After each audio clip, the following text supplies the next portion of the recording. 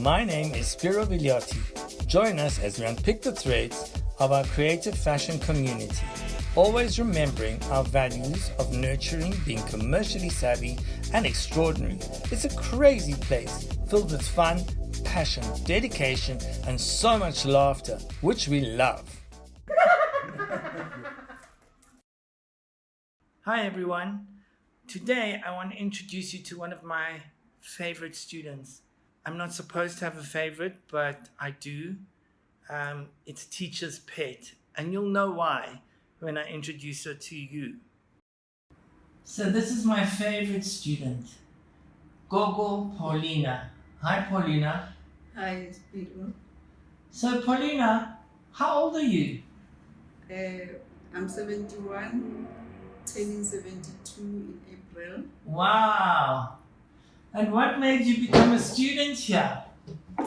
I just decided I've been wanting to be a fashion designer. Yeah. But I couldn't.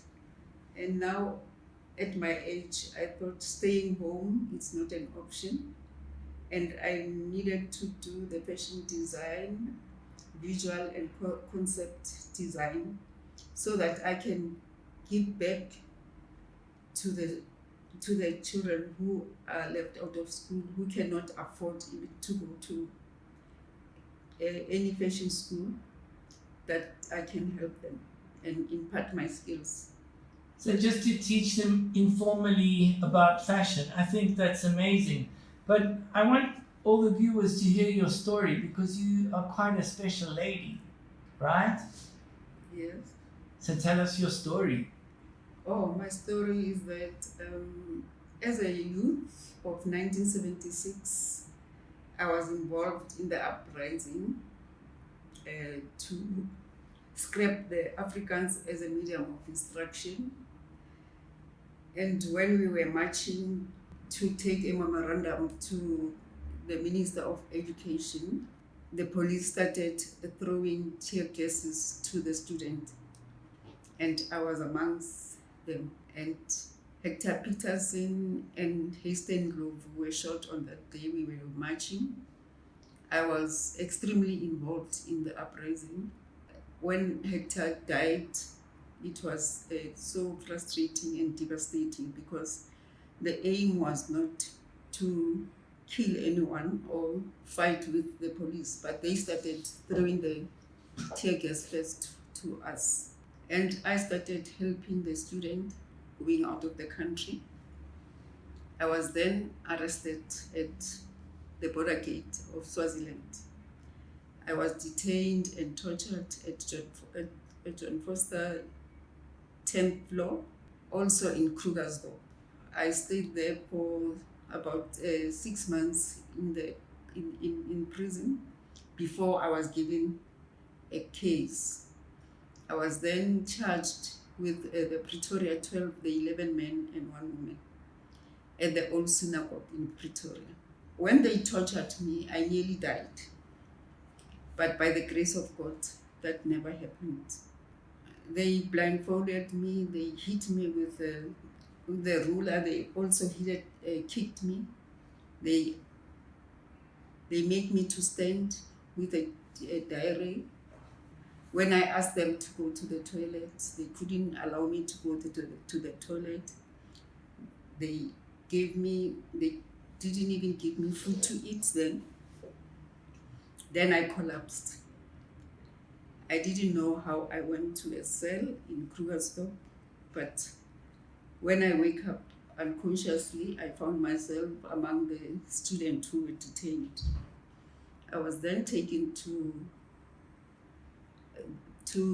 Krugersdorp prison, where I couldn't walk. When the police sometimes came and take me to a district station, and the district surgeon said there was nothing wrong with me. I couldn't see my mother, I couldn't see my son. We only wanted equal education, equal rights. Definitely. And equal opportunity.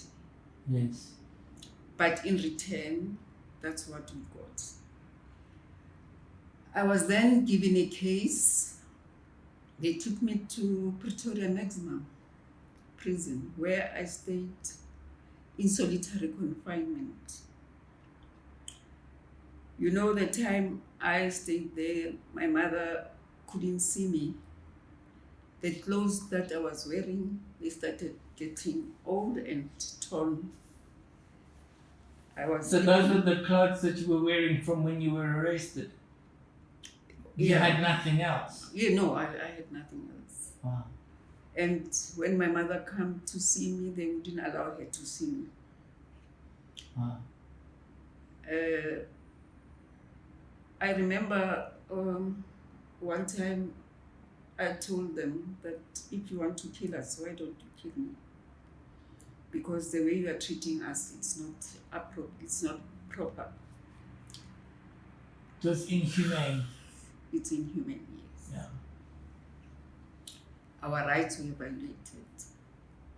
The worst thing they did was when they took me to John Foster Square. They took me to 10th floor.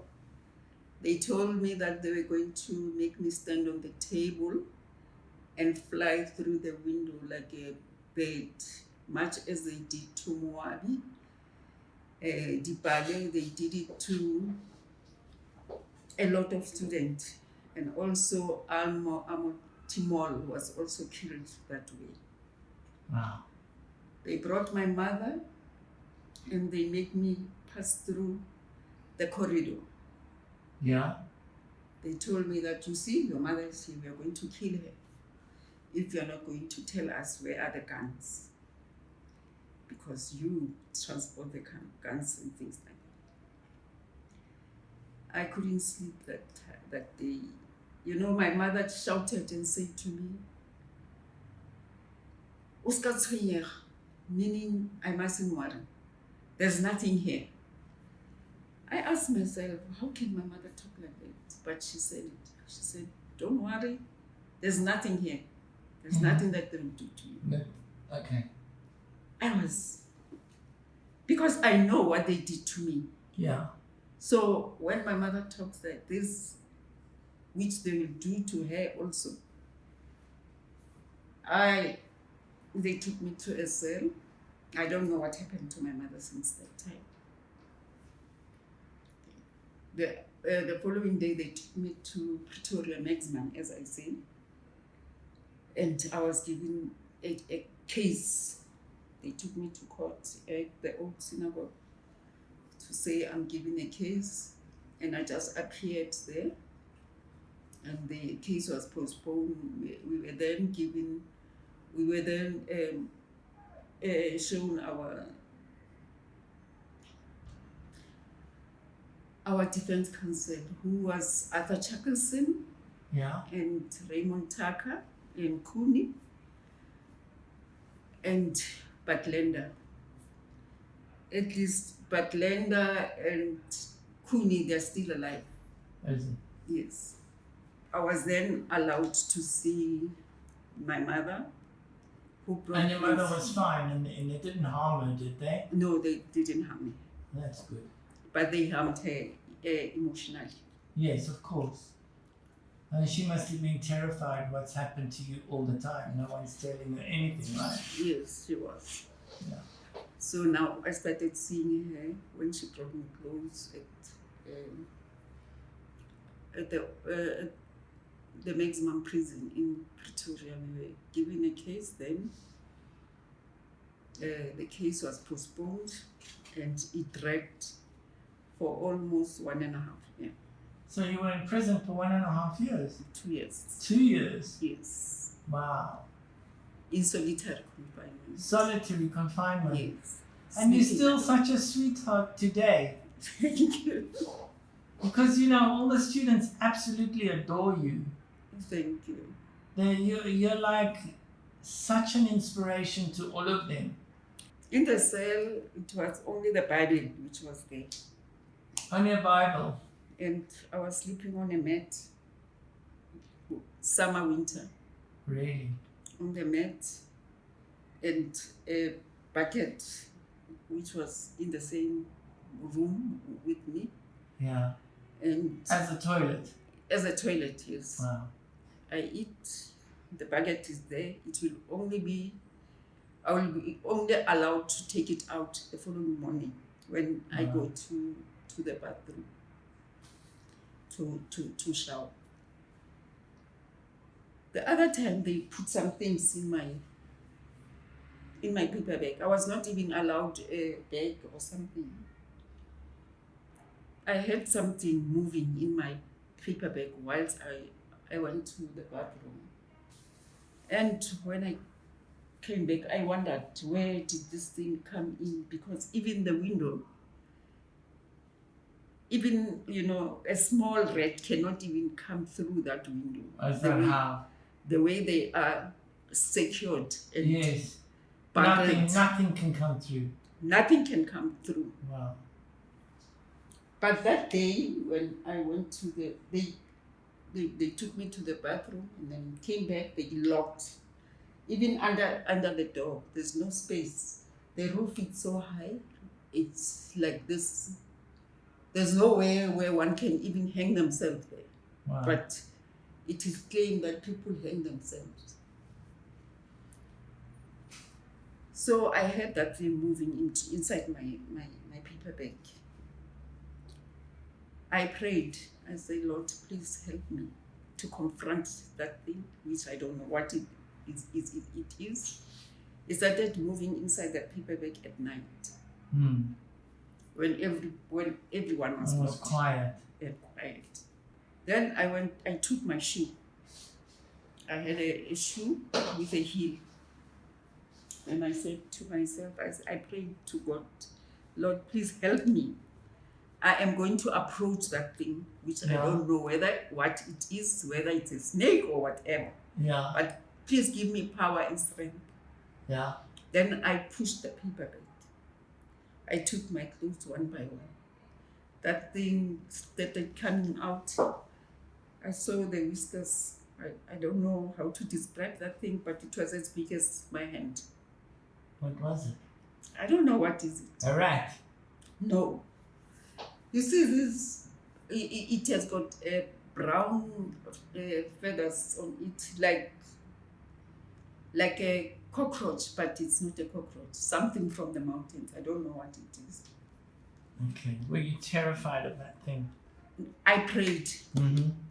I asked God to give me strength and power because I am terrified. I become easily terrified.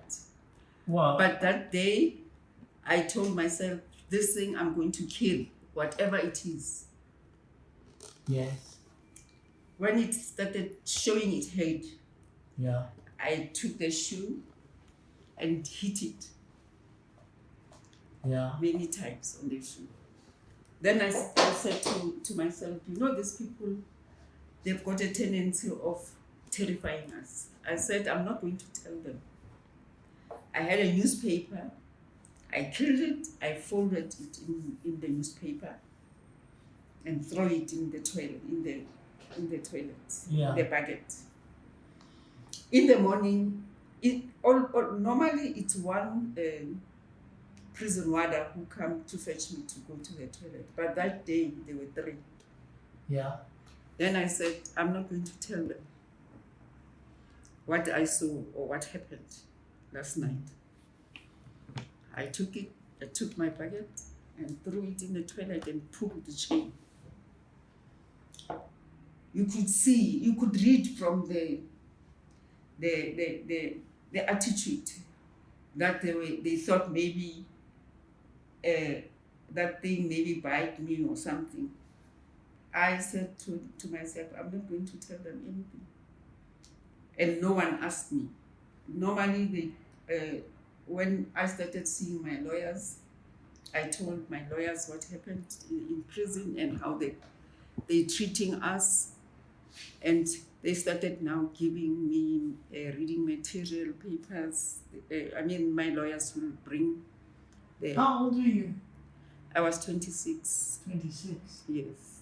Ah, a young girl. Yes. Being terrified like that. Sure. The case went on and on and on and on. And on the last time when the state closed their case so that our defense should start planning to defend us in 1978. It was in 1977, December. Judge Davison, who was the judge who was supposed to hang all of us, the 12, we were 12. Yes. Our case was to be, all of us should be hanged because they called us terrorists. So they asked us to, the defense counsel asked the state to let us free, or me, because it's a long time I've been there.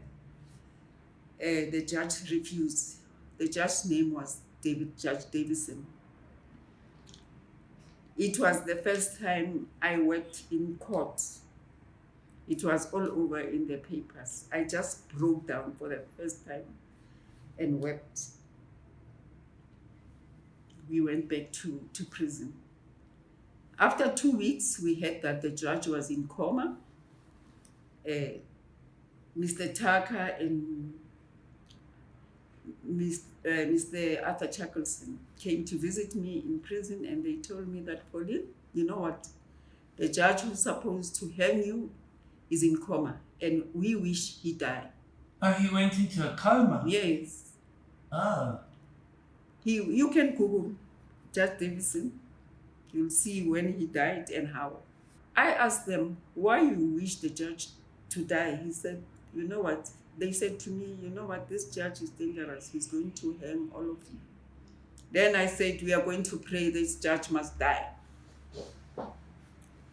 I told my mom when she came, I said, Mom, go and pray with other mamas and tell them that the judge is in coma and is going to hang all of us. Please pray for us. Let everyone pray for us. And indeed, that judge died. He did? Yes, he did die. The case started all over again in 1978 under the Judge Mayberg and the two assessors. Now the state witnesses, most of them were released, so our case was weakened because most of the state witnesses were released and they couldn't come back to testify against us. And fortunately, our defense counsel, Arthur Shackleton, who became a judge later on, he told the judge that most of these state witnesses admitted that they lied in front of Judge Davison. Are you going to take their statement? Then he called the prosecutor, Mr. Van Peters. Yeah. He said to him, I'm supposed to hang people here. So could you please not bring liars? Anyone who has lied before Judge Davison must not come and testify here. Yeah. Unfortunately, a lot of them couldn't come back to testify. And most of those who were going to testify against me, they were all released and gone. And most of them said, the main state witness said he lied. So those evidence were just, thrown under the bus. Thrown out of the court. Thrown out. Yes. And when did you get out of prison? In April 1978. 78. And then what did you do? I was a nervous wreck. I wasn't the Pauline who first went to that prison. Of course, you were traumatized. That is traumatic for anybody. Yes, I wasn't myself anymore. I could be irritated by anything, even a pin when it fell. It could work in my nerves. Because there was no radio, there was no scream of a child, nothing. It was all quiet. So even any movement was just working in my nerves. Yeah. Then I started going to a neurologist in Para. They treated me, but it couldn't work still. Who paid for your treatment? Para was, my mom was paying because it was, that time we used to pay, but it was a minimum amount of money. Okay. So, and the doctors told me that I must not study because I'm going to damage my brain. Oh, so the doctor said you mustn't study because it's going to affect you. Yes. But you didn't know he was talking to Paulina that nothing stops her. That time, they say I must take time so that I must heal. Yes. Because studying... Well, it wasn't bad advice. I mean, you'd been through hell. Yes. Actually. Yes. So I listened to the doctor, but later on in my life, I said to myself, you know what, I am going to prove these people wrong.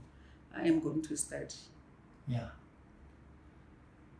I went to Damelin and I got a diploma. In what? In public relation. Okay. But I couldn't get the job, unfortunately. Why couldn't you get the job? I don't know. When was this? 1970. When was it? 80s. In the 80s. Yes. Was that after Mandela was released or before? No, before. Before? Yes. Okay. Because, yeah, in the 1980s. Yes. Early 80s? Yes. Okay. Because we got our freedom in 1994. 94? 94, yes. But, no, 1970s. I said I was released in 1978, no? 78, we were released in 1994. Yeah, 1990s. I might be wrong with dates. Don't worry about it. Yes. We don't mind. I got a school, I worked at a school. You got a job at a school? Yes, as an administrator. Oh, okay. I was so inspired because I was working with children most of the time. Yeah. And trying to help them. So it gave me healing. I healed quickly. Yeah. And I went in for pension in 2015. So you worked, after that you worked at the school. What was the school's name? It's Kakuhan Junior Secondary School. And you were there for many years until you retired? I started there in 1996. 96? Yes, until I retired when was it? 2014. Uh-huh. Yes. And then I said to myself... Tell us about your mother. Is she passed on? Is she still around? My mother is still around and really very strong. She's 92 years this year. Wow. She's still my mother. I'm still a child to her. Of course, you'll always be a child. Yes. But she must be very proud of you today. Yeah, but now she is. Now she cannot walk. Yeah. She's on a wheelchair. But she's still very strong. That's good. Yes. That's good. And how many children did you get? Did you go on yes, to get married? Yes, I got children? Married. Yes, and I was when I was detained, I was told when I was tortured that I'm not going to get children. I've got children. I've got. After that, I got a girl and twins and a boy. Oh, so you got twins as well? Yes. All these secrets you're finding out about our beautiful Paulina. So, and my daughter has got twin boys. Oh, really? Yes. Wow, that's lovely. So how many grandchildren do you have? I have 7 grandchildren. 7 grandchildren? Yes. And you still came to do fashion? Yes. So if all of this hadn't happened to you, is this what you wanted to do from a young girl, to be a fashion designer? I wanted to be a social worker. A social worker? Yes. I wanted to be a social worker. but due to the restriction and apartheid, you know, we were only allowed to be teachers, police, domestic workers, and things like that. Yeah. So we just broke the chain that everybody should be equal in the eyes of God. Yeah, definitely. And people should choose whatever they want to do. Unfortunately, we spoiled our children. We gave them everything. We never... What you didn't have, you wanted to give to them. Yes. So you think you spoiled them? Some they are spoiled. Yes. Some, because I can say we spoiled them because we never allowed them to experience a lot of, you know, responsibility. Yeah. And also we protected them. Do you think what's happened to you has made you a better person? A person that has more compassion? Because I can see the compassion that you have and the way, you know, some people, if they had only the slightest thing of what happened to you, would be bitter and twisted and they wouldn't be able to carry on with their lives. But you've carried on with your life, and that is what I find admirable about you, that you're actually the sweetest, kindest, most loving Gogo we have in the school. And I mean, you are really a superstar here. You are such an inspiration for the youth that come here and they suddenly see a Gogo in their classroom. Mm-hmm. At 71, you're doing all your assignments, you're doing all your work, you're doing everything and loving it and not giving excuses. You're giving them, for me, the most amazing example. Thank you so much. Oh, it's my pleasure. You know I love having you here. Now you know why Paulina is teacher's pet. How could it not be? She's just an amazing woman. And whenever she's here, she like lights up the room. I always say, "Hi Paulina, how are you? I'm always so happy to see you." And she's so warm and friendly and sweet. What a wonderful person. Thank you for Paulina for letting me interview and letting everybody tell just a fraction of your story, because I'm sure there's a lot more in that story, a lot more details and a lot more pain and heartbreak and suffering that you went through.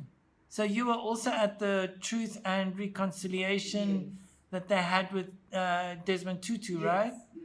You were there, part of that as well? Yes, I was there. Wow. And how was that? Did that help with the healing of all of this that went on? Yes, that helped. The TRC helped a lot because we were just left there with those pains without even knowing how to go out of them. How to deal with the pain that we got. And I attended counseling. I also went through a lot of sessions. Mm-hmm. And you would need to. Yes. After what you went through. Yes, and I was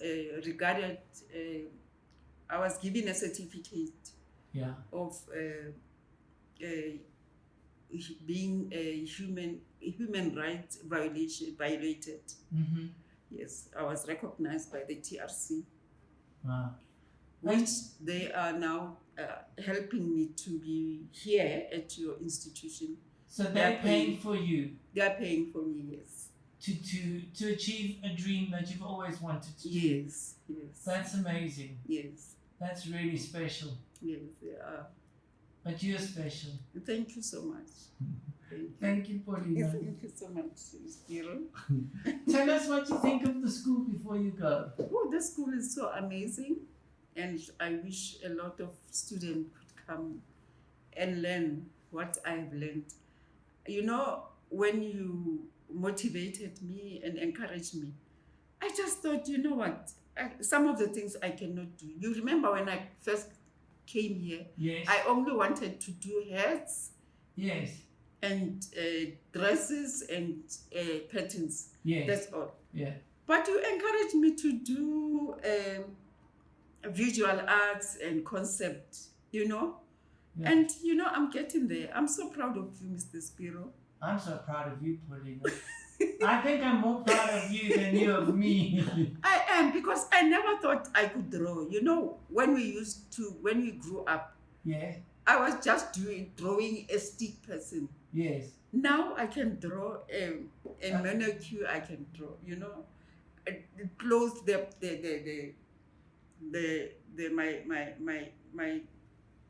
My design and things like that. I'm so happy. I'm getting there. You are getting there. And what do you think of the teachers? They're awesome. They're awesome. They're awesome. Abia as well. Everyone. Abia. All of them. But like Abia. Abia with his fabulous hair always. It's always like a surprise when Abia comes into the room, isn't it? You know, last year he encouraged me, said, Pauline, you must come, because you deserve to be better. Yes. You can do better. I can see you are doing it. I said, but it gives you pleasure and enjoyment. Yes. And you like being with the youth. Exactly.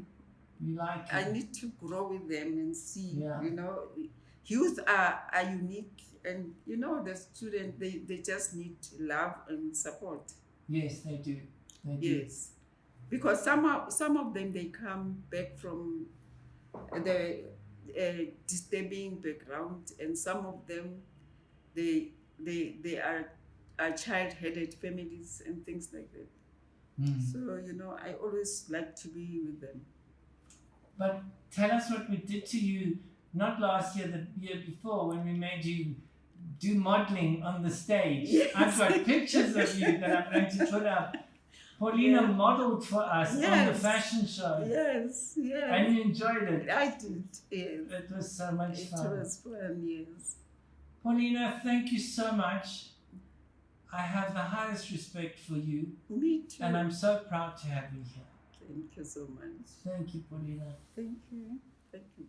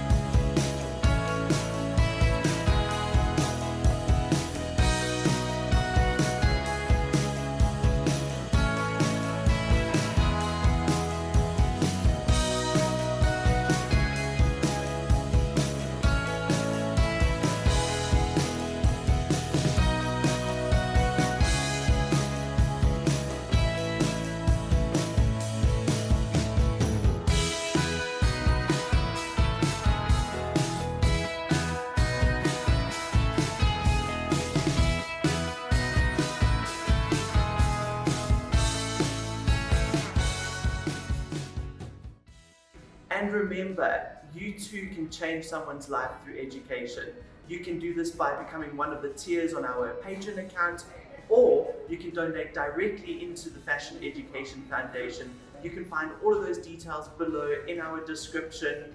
And if you need to contact us, feel free to WhatsApp us too. Thanks everyone.